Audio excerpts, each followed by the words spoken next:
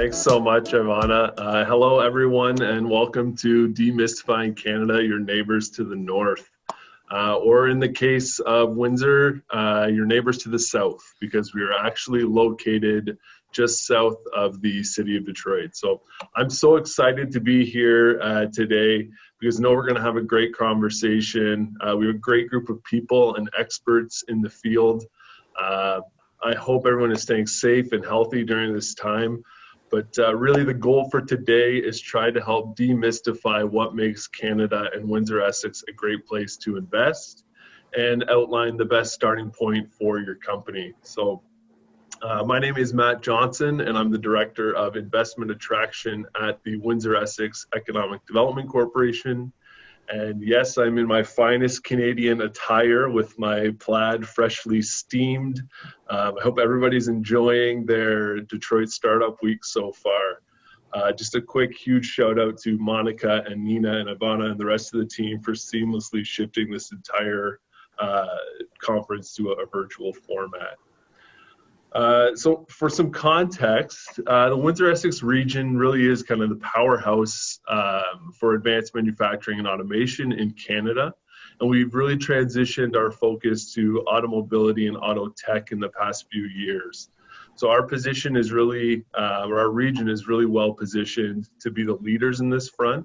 And to get a bit technical for a minute, we actually have the largest automobility cluster in all of Canada. So we have a location quotient 50% larger than any other community across Canada.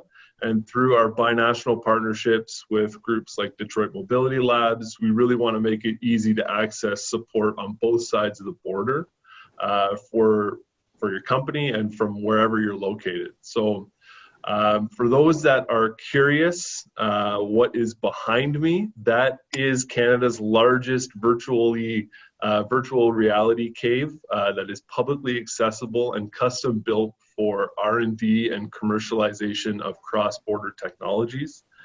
Just one of the many assets that we have here locally that local companies can take advantage of. So feel free to reach out if you're interested in learning more, or we're hosting a networking session tomorrow night if you want to connect and learn more. But today, we want to allow you the opportunity to hear from the experts. So there are a number of advantages and similarities and differences that companies should really be aware of when doing business in Canada. And our primary message to everyone is that we can support you in starting, growing, or expanding your company in Windsor-Essex. So in terms of how the next 40-ish minutes are going to look, we will start with a short round of introductions from our panelists. We've got a great group on the line right now. They'll share a little bit about their companies, the services and products that they offer, and then we'll get into an open discussion around how to access support, how to outline support systems that are available in Canada and locally. And we really want this to be an open discussion. So if you have questions, like Ivana had mentioned, please type them into the chat or the Q&A, and we'll address them as they come up. I know we had a very large registration number for this session, so if we don't get to your question, again, just feel free to reach out, send an email, or connect with us on LinkedIn, and we'll be sure to follow up. Also, at the end of the panelist discussion, what we're going to be doing is sharing our contact information. So if you want to connect with us directly, feel free to, and any one of us will be sure to follow up. So without further ado, I'd like to introduce our panelists. I'd like each of them to kind of give a brief organizational overview and an outline of the services. So first on my screen is Bekem from Edison Financial. So I'll let you kick it off, Bekem.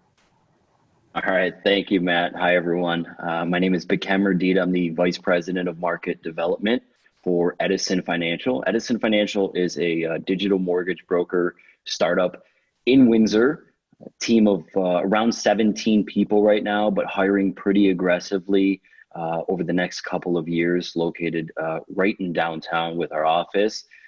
We had the opportunity to really set up shop anywhere. We have some friends over in the States. I actually was crossing the border to Detroit from Windsor every day to work for almost 8 years prior to being able to work downtown. And we've actually brought some people over from the States to start working in Windsor. So talk about some of the cross-border relationships that we have, and that's a big part of what Edison is about. Really, we are a standard mortgage broker, being that we work with a ton of different mortgage lenders out there. The difference with us is really our focus is technology and moving the industry forward from a technology perspective to create a better client experience on the other end. We're trying to eliminate the need to go into a bank to get a mortgage, and we're trying to do everything online and virtually. So COVID is a really popular topic right now, and we are well suited to handle any changes that take place with human contact, and we're really excited to be a part of Windsor. So thank you, Matt. Great, thanks so much, Beckham. Next we have JP on my screen, and JP, I have to say, the way your setup is right now with the logo on the right, and then we can see the glare of the Canadian flag in the background waving. It's pretty patriotic, I have to say, but thanks for being here. No problem. I don't own much plaid, so this is the best I can do, and I can't take credit for all of this. It's all of our IT people that helped set that up. But thanks, Matt, and good morning, everybody. My name is JP Karam. I'm a lawyer and partner at Willis Business Law, which is a law firm in downtown Windsor that specializes exclusively in business law. We have 8 lawyers, 2 of whom hold law degrees both in Canada and the United States. That's myself and my colleague, Becca Pilon. So we do a lot of cross-border work. We work a lot with companies from Michigan, Ohio, New York. We also work with a lot of Mexican companies as well, helping them establish business operations in Canada. The goal of my message today, as Matt alluded to earlier, is to show you how easy it is to set up a legal entity in Canada and to operate your business in Canada. Windsor is a great place to work, to live, and to play. And we're very proud to be a business law firm in downtown Windsor that supports not only Windsor businesses, but foreign businesses that wish to come to our beautiful city, employ our people, and build their products and grow their ideas in Canada and through the city of Windsor. So I'm very much looking forward to today's discussion, meeting a lot of you, and working with our awesome panelists and showing you how great it can be to work and live and play in Windsor. Great, thanks so much, JP. And then next on my screen, I have Yvonne. Good morning, Detroit. Thanks, Matt. My name is Yvonne Pilon, but I'm the president and CEO of WeTech Alliance. We're a regional innovation center located just across the border in Windsor. So on a comparable side, we work very closely, but we're probably comparable to a tech town, Detroit. So our mandate really is to work with tech entrepreneurs and tech companies of all stages across all sectors. So anywhere from advanced manufacturing, auto tech companies down to companies like Edison Financial in the fintech space. So there's, as we know, technology is in every industry now. So we really do work with all various types of technology companies as well as stages. So from the early startup stage to the scale-up stage to even the enterprise level stage. So on an annual basis, we probably work with over 200 companies. And again, we've got a variety of different services that we offer. A lot of it really is that mentorship advisory for companies, acceleration programming. We'll talk a little bit more about our programmings later in the program, but I have been very vested in the ecosystem just like you. And when I think of the entrepreneurial ecosystem in Windsor, it's automatically included the Detroit ecosystem. So I think we really can look at that ecosystem as being, remove the borders, and we're all in this together. And having spent a lot of time in Detroit working with a lot of partners, such as, Bamboo Detroit, Detroit Mobility Lab. We've got a lot of friends over there, and I think some of them are on this call today. But on the Canadian side, I'm part of the board of directors for the Canadian Digital Media Network. On the North American side, I'm also part of the Technology Councils of North America. So I just know that going into it, I have an international and a national representation in this space. Great. That's awesome. And that's a great point, Yvonne. You know, I think from a business standpoint, that border is non-existent. We definitely see this as a broader region and binational region. So. Matt, we're going to get that, whether it's a passenger ferry or a gondola, something that we can easily travel across. I love it. I love it. All right. And last but not least, Kizzer, feel free to go ahead. Thank you, Matt. Good morning, everyone. I'm Kizzer Hyatt, the Chief Technology Officer of an early stage startup called i50. We're headquartered in Silicon Valley, but we based our entire engineering team in Canada. We've essentially built a digital twin that's powered by computer vision to tackle manual manufacturing processes. And essentially, we realize that over 70% of tasks in manufacturing are manual. And workers are a big blind spot for manufacturers, and they have a hard time understanding labor efficiencies. So we use artificial intelligence to provide management with insights about their labor efficiencies and how to improve them. So we first actually heard of the advantages of moving to Canada when we started our operations in San Francisco. And we met the Ontario Trade Commission in San Francisco, who convinced us that it was capital efficient and we'd have access to better talent if we tried to relocate our engineering team to Canada.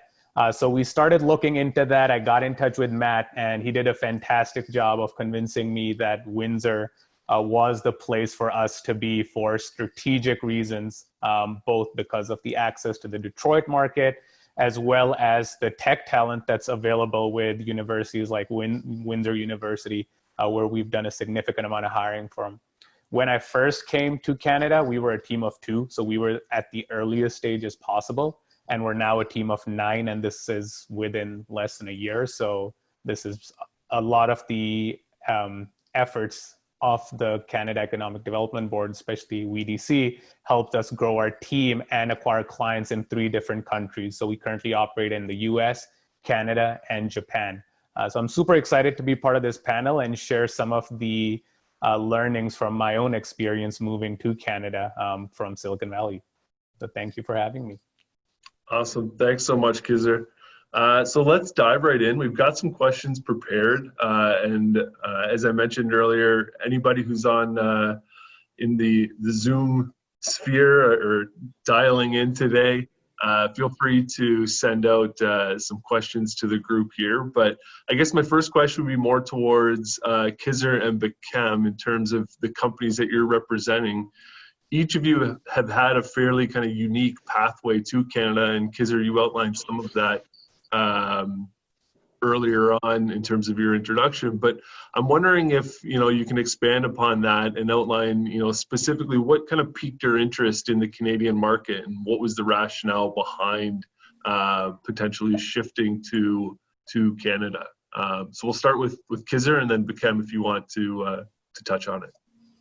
Absolutely. So I guess one of the earliest indications for us to move to Canada was that in Silicon Valley, for an early stage startup, and as I mentioned, we were a team of 2 at the time that's raised a little bit of capital, we need to operate in a capital efficient manner while making sure that we are able to hire the best engineers possible, as well as have access to a market where we can sell and supports us overall. So when I first met the Trade Commission in Ontario, they kind of showed me a comparison of the talent that's available in Canada and how much less we have to pay for it. And then we're not competing with the likes of Facebook and Google like in Silicon Valley. So we had access to the best engineers possible. The research in deep learning was absolutely phenomenal. And one of the key things that I found after I moved to Canada was it's not just Waterloo or U of T that's doing phenomenal research. The U of Windsor has a phenomenal deep learning lab. Their computer vision lab is absolutely amazing. And so that kind of convinced us that we would be able to get the best talent possible with the limited amount of capital that we had as an early stage company, while having access to the manufacturing market that we are tackling. So Ontario has a massive manufacturing sector, especially in the auto space, and that was the sector that we were targeting. So both of these combined kind of made it easier for us to make our decision And then once we moved here, we found out about a lot of programs such as MyTax, IRAP, SOSIP, and we kind of realized that we can go really, really far and accelerate our product development exponentially while having an ecosystem that supports us grow our market as well. So one of the examples is we're part of a next generation manufacturing supercluster project.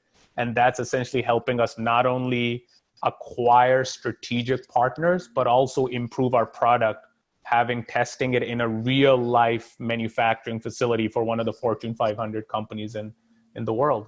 So that kind of summed up the reason we decided to relocate to or move into Canada. I mean, that's a great point to bring up too about the trade commissioners, because that's oftentimes that first point of contact for a company.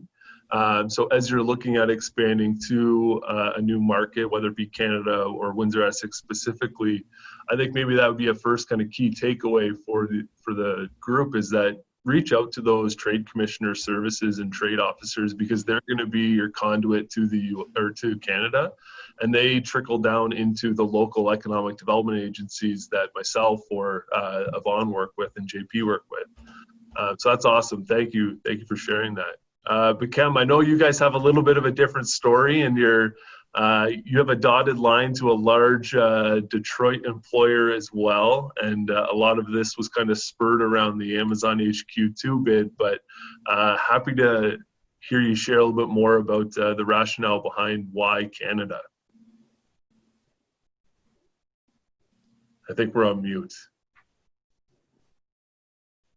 So similar to Kizer in a lot of ways, with people being first, truly the ability to hire in Windsor, we looked at it similar as a Detroit market, going back maybe 10 years or so. So I'm an American, born and raised over in the States, and moved over to Canada about 6 years ago, but really started spending most of my time partially living in Canada for the last 14 years. And growing up in the States, going to school there, a lot of people would, graduate from local universities, and they'd get on a plane or a train, they'd go to Silicon Valley, they'd go to New York, they'd go to Chicago, LA to find work. So it's not that there was a lack of talent, it was that the talent was leaving, right? I think that Quicken Loans, Dan Gilbert, the family of companies, and a lot of others who have since joined have done an incredible job actually keeping that talent in Detroit. The business school now being located in Detroit is going to be a big catalyst for keeping people in Detroit and not losing talent. Windsor was similar in that a lot of people were taking off to London, Waterloo, Toronto, some going out west. So the talent was always here. We saw that. We had set up a shop in Windsor with a team of ours called Rocket Innovation Studio, team of developers and IT personnel, and they were doing incredible work, making amazing hires. And I think a lot of it was us following that and seeing that there's just an incredible amount of talent in Windsor area. So number one was talent. Number two was just business opportunity. Without getting into all the numbers behind the mortgage business and boring everybody here, there's just a good opportunity. Average home price in Canada is up, right? So you're doing good sized mortgages. The housing market is as hot as ever. So that was a big part of what drove us. And then the other piece was just philanthropic opportunity, truly. So I think that Windsor it's a smaller version of Detroit in terms of the economic climate. When you look at the way it was built on auto and industry and manufacturing, and Windsor is just a really good example of that. So we watched the transformation of Detroit. One of the most exciting things I've ever been a part of is just getting into downtown, starting to work in downtown, and then just watching it just skyrocket growth. And we could do that on a much smaller scale in Windsor and in Canada as well. That's awesome. Yeah, we're definitely excited to see you guys grow here and definitely help with that. That's great. I guess moving to JP and Yvonne. So JP, as a local professional, you and your team, you work with a number of companies that operate on both sides of the border. maybe perhaps you can kind of touch on around the legal differences that occur between operating businesses on the Canadian side versus the US, and really how companies could be or might want to consider being structured to mitigate any risks. Yeah, no problem, Matt. So from a corporate perspective, a lot of our Canadian corporate laws are actually modeled after the American Uniform Commercial Code. So from a corporate perspective, you're not going to see much difference, which I think is a welcome sight when you're entering, a foreign jurisdiction and trying to either expand your business or start a new business in our country. There are some minor differences when we start talking about employment laws and some tax laws, but from the initial startup phase, what you'll see is that the incorporation process mirrors very closely the American, or especially the Michigan incorporation process. And we always encourage our clients when we're dealing with someone trying to get their business off the ground in Ontario, to work with us and an accountant to protect that business as much as possible, especially if you have a mother company in Michigan that you want to protect from a legal perspective. You want to protect the assets in Michigan, and you don't want to expose them as you're trying to venture out into Canada. So we work very closely with your accountant, your U.S. advisors in getting you off the ground, and we try our best to make it as pain-free as possible. It's actually not that difficult from a practical standpoint to get you off the ground. Where we'd like to focus on more than the legal side of things is we really try to connect you with the right people in Canada, in Ontario, in Windsor, to really help you start pumping out that business. So we want to put you in front of people like people you see in front of you here, other professionals in the finance world, and to make sure that you feel like you have the right connections in place and the right support in place to grow your business here in Windsor. So from my perspective, we try to make it as quick and painless as possible. We always tell our clients to work closely with an accountant, and if you don't have a Canadian-based accountant, again, we're happy to introduce you to the partner accountants that we have and the partner finance people that we have to make sure that you feel as confident as possible in starting your business here. Awesome. Yeah, I think that would be a good kind of key takeaway as well. Really leverage those local networks and connections that a community has, because they can be those, again, conduit to potential customers, but then also making sure that you're kind of ingrained into the fabric of the community from a philanthropic standpoint, but then also from a business standpoint. Yeah, exactly, and make sure, and even from a partnership perspective, there's a lot of really cool and innovative businesses spurting up in Windsor. A lot that might be similar to the business you have in Michigan. So those are really good opportunities that you may not know about that exist, and part of our job is to make sure that you're aware of that and to make those introductions if you're looking for that, to make those introductions with the young and exciting businesses we work with every day. That's awesome. In terms of providing support and, from an investment standpoint, if companies want to invest into a region, I'm wondering if you can share a little bit about, what programs are out there from a government standpoint, but then also from an organizational standpoint, such as yourself. So Matt, feel free to chime in because I know you know this space pretty well too. So I'm going to share a lot that you can find on the investcanada.ca website. Likely you can find a lot on the choosewindsoressex.com website. But when you think about incentives and programs, on the monetary incentive program, one of Canada's largest R&D programs is called the SRED program. And it's an amazing program that a lot of Canadian companies can leverage. Kizzer, I'm not sure, have you leveraged the SRED program? Not yet, actually. So there's a few intricacies to that program that we don't yet qualify for. Yeah, it all depends. I mean, this depends on how you're structured, the type of company, what research and development, but it is a successful program for companies that obviously fit the eligibility. There's also the Strategic Innovation Fund. We've also got, I think one of our biggest assets here is our global skills strategy. So this includes our global talent stream. So when we think about a lot of the issues we're seeing in the US with H-1B, J-1 visas, Canada has a lot of talent. You've heard both Bekem and Kizzer talk about that talent. If you are a growing, scaling company, you need talent. And that's one thing that I think Canada does very, very well, is a very friendly immigration programming.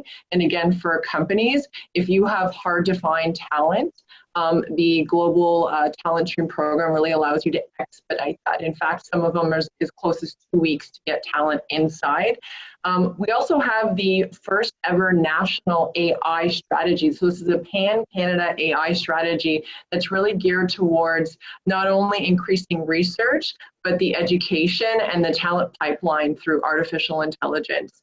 We also have innovation superclusters. So there's 5 superclusters across Canada, from advanced manufacturing to protein-based ocean technology. So again, I'm looking at this more of a macro level.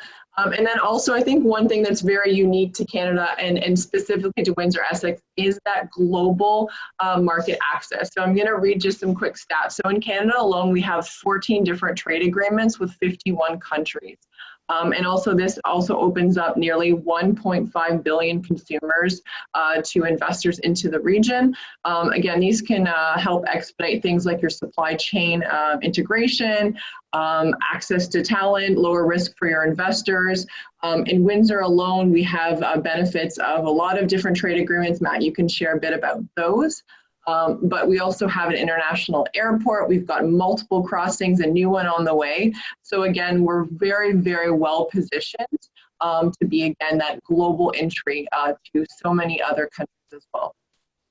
Yeah, I think just touching on the trade agreement side that you mentioned, Yvonne, built into most of those trade agreements are labor mobility provisions that allow talent to come into Canada through pretty progressive immigration policies. So when we work with our partners like JP, with a company that is looking to bring in specific talent from a location, one of the first things we'll do is identify, if there is a trade agreement and if they can come under those types of agreements, or if there's another avenue or conduit, whether it be the intercompany transfer program. So JP, I don't know if you want to touch on that program a little bit as well in terms of what's offered to companies. Yeah, that's a really good point. So the friendly relationship our governments have allowed for professionals and employees to move across the border with great ease. So a lot of misconceptions are out there when you think of working in Canada. You might have to apply for a very complicated work permit and go to a consulate and wait 6 months for it to be approved and blah blah blah blah blah. But especially under NAFTA and the various provisions contained within it, a lot of these applications can be made right at the border in front of a border agent. So there's no lead up time whatsoever for it. We work with you to make sure that you have the right forms just available, just in case they ask for it. We coach you on what to say, what not to say, and then you cross the border and you go to your meeting or you go to work. It's really that easy. We're very fortunate to have those relationships with our American and Mexican counterparts. NAFTA is now, it's not NAFTA anymore. It's the North American CUSMA. CUSMA, yeah. Anyway, I call it NAFTA 2.0. It didn't really amend any of those intra-company transfer protocols. So we were really happy to see that. So the ease in which employees can cross the border, even if it's just for a business meeting, it doesn't necessarily have to be to come and earn income or to work for several months or weeks. It's really easy to do, and a lot of people do it every day, right? And so it's something that we work with you to make sure that you feel comfortable if you've never done it before. And I think a lot of people that we work with are very surprised when they do it for the first time how easy it was. Awesome. Kizzer, I'm gonna put you on the spot here. I know you've had a lot of success in the US in terms of generating VC funding and support for your company. Wondering how, and if you can speak to a little bit, how you've been able to leverage that in terms of funding from Canada. Absolutely. So I guess Our whole strategy is to raise investment in the US because we still kind of found out that the private investor market, especially for early stage companies, is far superior and more mature in the US, and that too towards Silicon Valley. And now Boston and New York are popping up as new hubs. But in Canada, leveraging the subsidies helps us use that investment in a much more efficient manner. So we basically work with MyTax, NRC IRAP, which is the Industrial Research, Industrial Research Assistance Program, NGen, where we leverage supercluster funding, and usually it's a 50-50 match. So we put in 50% of the funds, and then we get 50% back from these agencies, which helps us get more talent, go into the market, acquire resources such as GPUs for our product development, and then go work on certain innovation projects that are high risk, and we can get up to 80% of our labor costs reimbursed through programs such as IRAP. So our investment from the US takes us much farther because of Canadian subsidies. So we raise capital there and deploy it primarily here since we're an engineering heavy company. That's fantastic. I think it's a great strategy as well, because like you mentioned, I think Canada's a little more risk adverse when it comes to VC funding, as you've experienced, but we're really good at granting. We're really good at supporting companies through grants and tax credits. So the ability and support that you've been able to generate by leveraging your VC funds for the additional support from the Canadian government is a great strategy. But Cam, I'm wondering maybe you can touch on, some of the considerations that you guys have kind of identified from opening up here in Windsor-Essex. What really are these primary differences you're seeing between operating in the US, having worked on the US side, versus operating in Canada?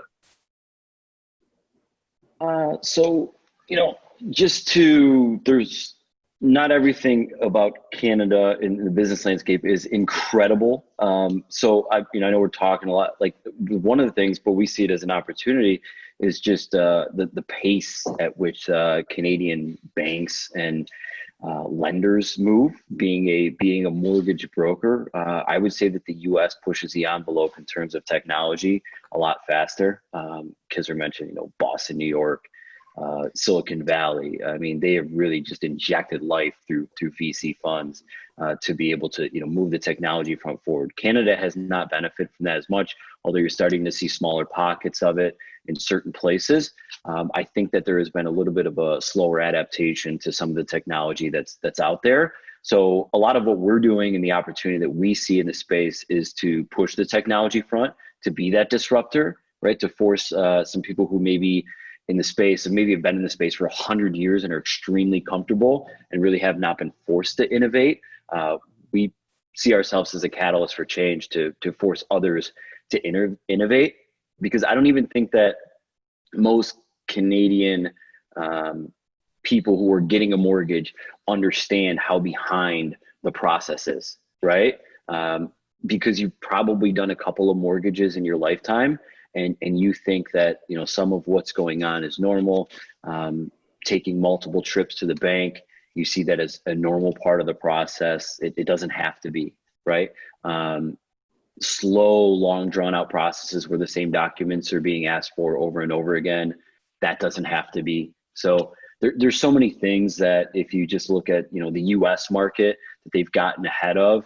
And I would say that Canada, as far as adapting to the technology, is probably 2 to 5 years behind in the mortgage space. So as a business, that presents incredible opportunity for us. That's great to hear from an opportunity standpoint, right? That innovation can possibly be done a little bit more simply in Canada, just because there's the opportunity to grow so much.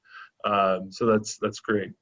Yvonne, I've got a question for you. It's from the attendees here. They're looking. Of course, give me the hard questions. I better have some coffee first here.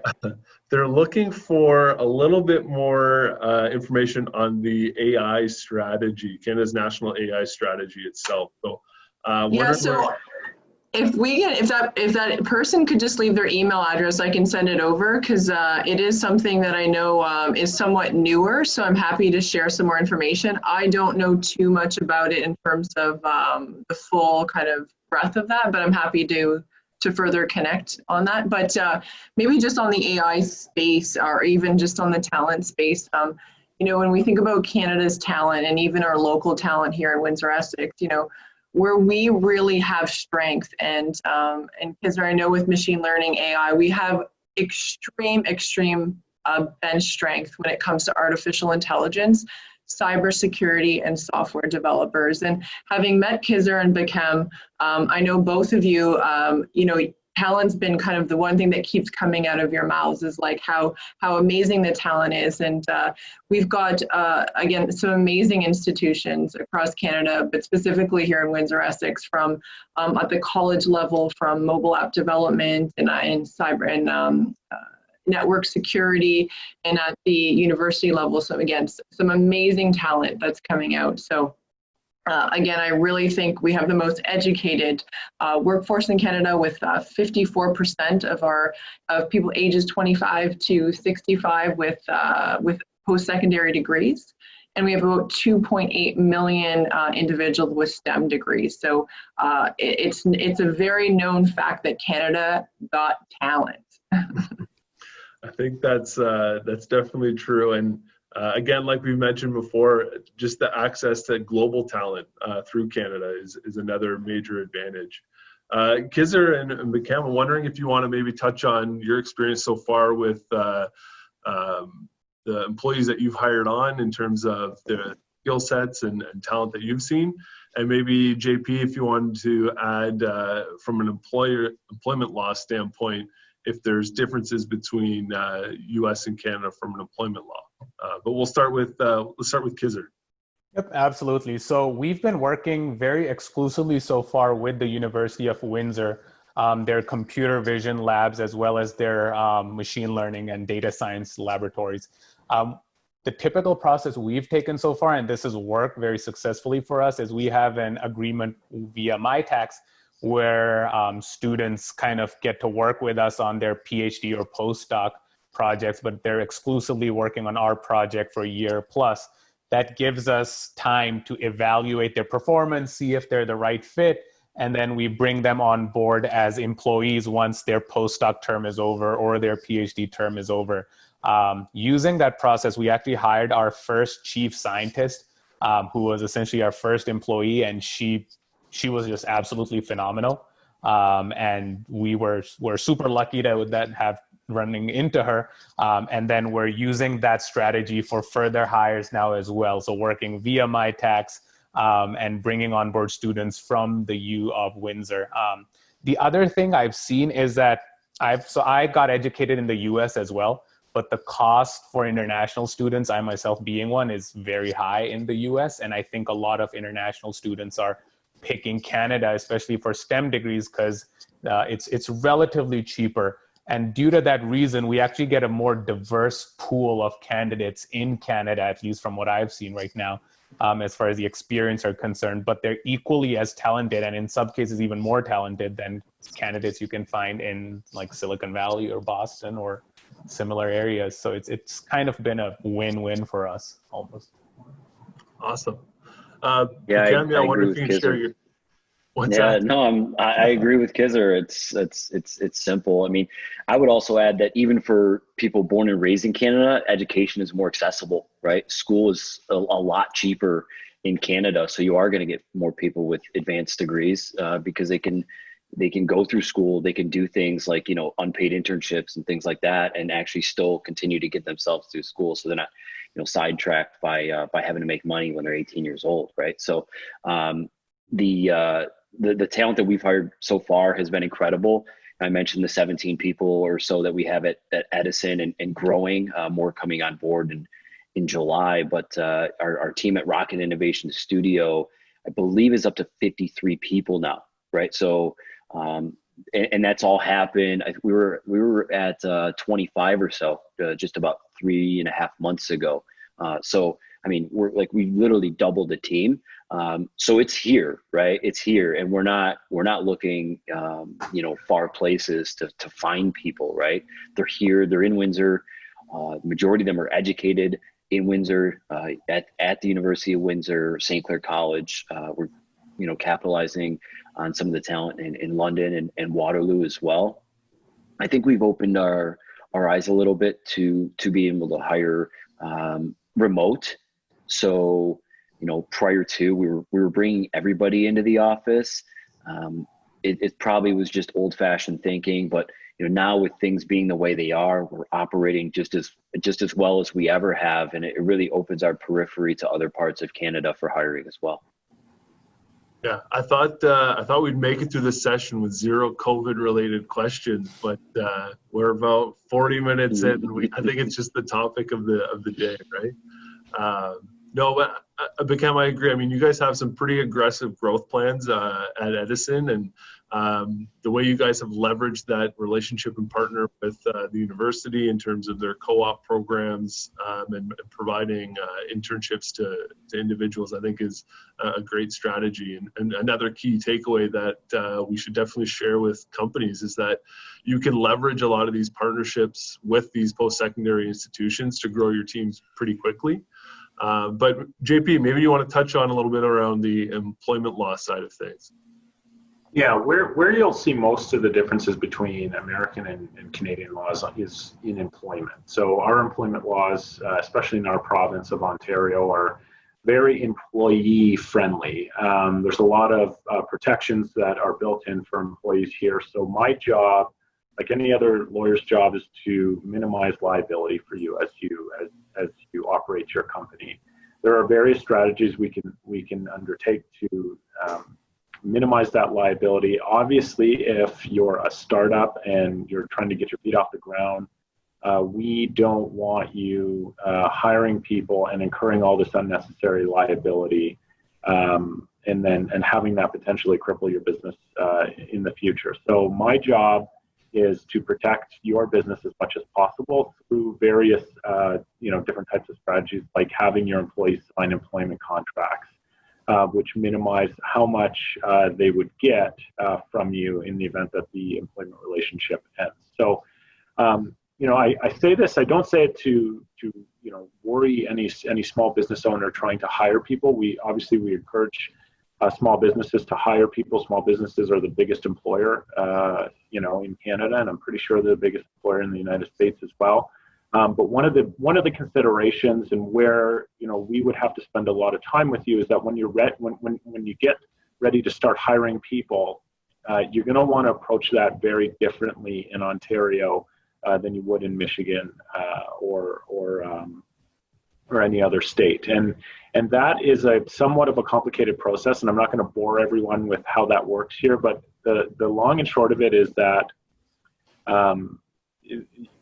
you really want to make sure you have employment contracts in place when you hire people in Ontario, and we can template them for you so that you can use them on a go forward, and when you hire anyone, right from an administrative person all the way to a chief scientist, for example. So that's a big area of difference, as well as our tax laws are a big area of difference. So instead of wasting a lot of your capital on falling into these traps, what we do is we try to put things in place to prevent that from happening, so you can just focus on your business. But that's a discussion that I would probably have to have offline, with each individual, to make sure that we tailor that strategy to your business. I was really hoping we were going to get a little bit of free legal advice there from you, JP, but I know. Matt, it's also important to know there's multiple ways of entry, right? Like there's definitely now with remote work, hiring Canadian contractors. Again, I would leave it to JP in terms of the legality behind that.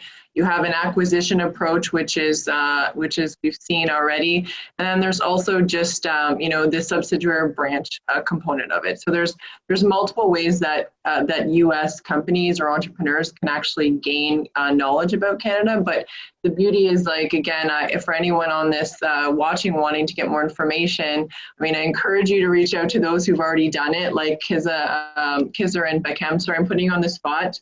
And Matt, myself, and JP, again, one thing that I think we see on both sides of the border, there is really an amazing white glove treatment, concierge service, and we're here really just to help. And that's, I think, something that we do very well in Canada, is just, and in Windsor-Essex specifically, is just trying to answer your questions, right? I think that's the biggest thing, and talk to those who've done it. That's a great point. And, Yvonne, I think I would just add too, I mean, and maybe it leads into the next question. We really talk about the uniqueness of this region being a binational region, that our economies are linked. There's over 100 years of supply chain management that links our economic DNAs. I'm curious, and I'll open it up to anybody who wants to start, but how much do you think our location in terms of proximity to the US plays into the success of startups and leveraging growth in Canada? I guess I can take that. Oh, sorry, go ahead, Beckham. No, that's okay, Kizzer. No, I mean, being that I was working in Detroit and crossing from Windsor to Detroit every day, and now being able to just work in Windsor every day, and also our first technical hire of the company was Chad Weinbaum, our CRO, who is an American, and got him a executive visa to come work over here in Windsor, right? It's very easy to do, right? So things are very open for us. And then just we have so much momentum, right? I know that you can't measure that really, but really, like, just so much momentum in Detroit around the business community, and doing that in Windsor. The difference I would say that I love about Windsor is, like, just incredible amounts of support, like WeTech, Matt, you and your team at Weed C. Like, those are things, like being part of a small little community that you just wouldn't get. Kizzer, being from Silicon Valley, knows, like, hey, I'm running a team of 2 people, and they're like, cool, wake me up when you're 100, right? In Windsor, it's like, what do you want to do? You start meeting these amazing people. They're like, okay, how can I help, right? Hundreds of people are reaching out how they can help a small business. It's incredible. Absolutely, and I completely agree with Beckham. So we got the red carpet treatment in Windsor when we came in, so much support, and the ecosystem was just phenomenal, that we got to grow and hire, and they really gave us the priority, which I don't even think the GTA would provide for us, because it's so saturated with startups. Plus the proximity to Detroit. So I have to meet a lot of clients in the Michigan side. I can just cross the border, take a day trip, or just go there for a couple hours, drive back. I fly out to Silicon Valley or other parts in New York and Pennsylvania to visit clients right out of Detroit. And it's super easy. Whereas if I was up in the GTA, it was much tougher. And from Silicon Valley, it was basically a full day's trip. So I have access to the market here. It's really easily reachable for me, and I can go bi-directional. So up towards the GTA, I have clients there. It's about a couple of hours drive there, and down into Michigan or Detroit. So I've kind of found that to be very advantageous of being in Windsor as part of this ecosystem.